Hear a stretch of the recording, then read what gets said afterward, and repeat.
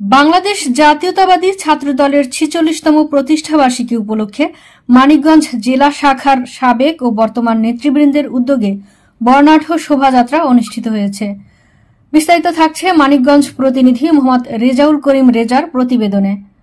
অনুষ্ঠানে প্রধান অতিথি হিসেবে উপস্থিত ছিলেন বিএনপির চেয়ারপারসনের উপদেষ্টা ও মানিকগঞ্জ জেলা বিএনপির সংগ্রামী সভাপতি আফরোজা খান রিতা, মানিকগঞ্জের মাটি ও গণমানুষের নেত্রী ও শান্তির বার্তাবাহক, নিপীড়িত জনগণের আস্থার প্রতীক।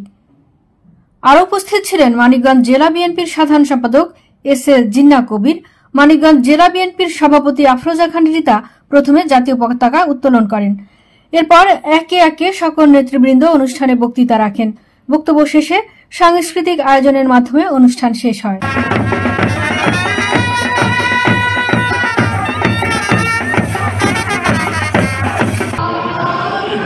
আমার এনে হইতেছে এখনো কি আছো? বেরোতে আছি, করতে থাকি।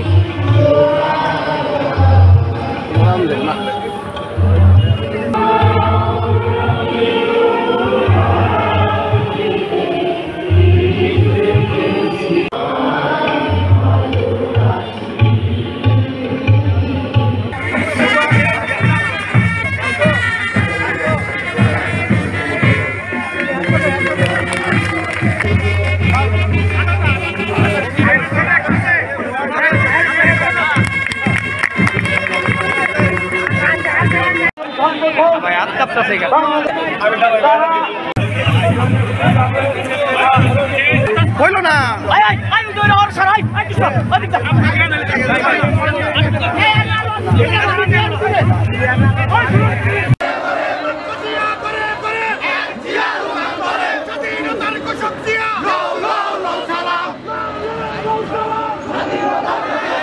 আপনাদের আন্দোলন করতে হবে। বাংলাদেশ জাতীয়তাবাদী ছাত্রদলের নেতৃত্ব অত্যন্ত সুশৃঙ্খল, অত্যন্ত নমনীয়, অত্যন্ত ভদ্র। আমরা চাই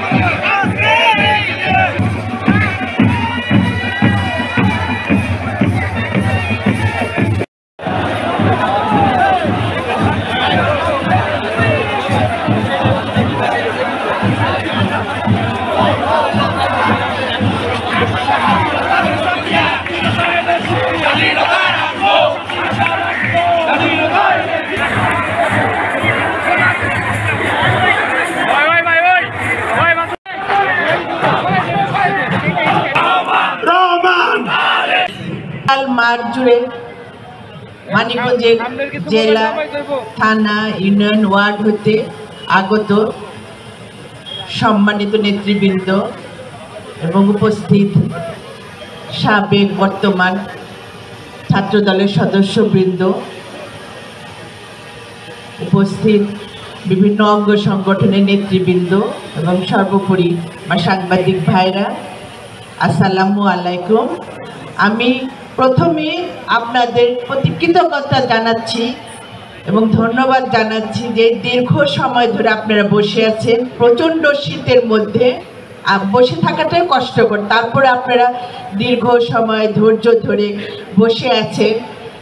আপনারা রাষ্ট্রপতি জিয়াউর রহমানের হাতে গড়া এই বাংলাদেশ জাতীয়তাবাদী ছাত্রদল, আজকে আমি আমাদের শহীদ রাষ্ট্রপতি জিয়াউর রহমান, আমাদের স্বাধীনতার ঘোষক শহীদ রাষ্ট্রপতি জিয়াউর রহমানকে শ্রদ্ধা ভরে স্মরণ করছি।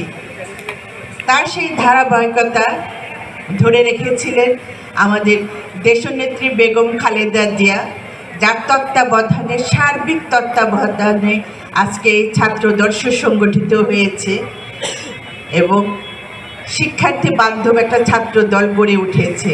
আমি কৃতজ্ঞতা জানাবো।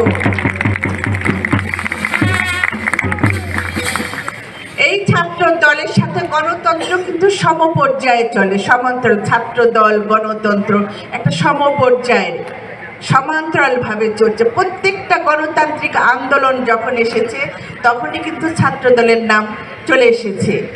সে আপনি 52 বলেন, 71 বলেন, 90 বলেন, তারপর আসলো 24। প্রত্যেকটা গণতন্ত্রের আন্দোলন, গণতান্ত্রিক আন্দোলন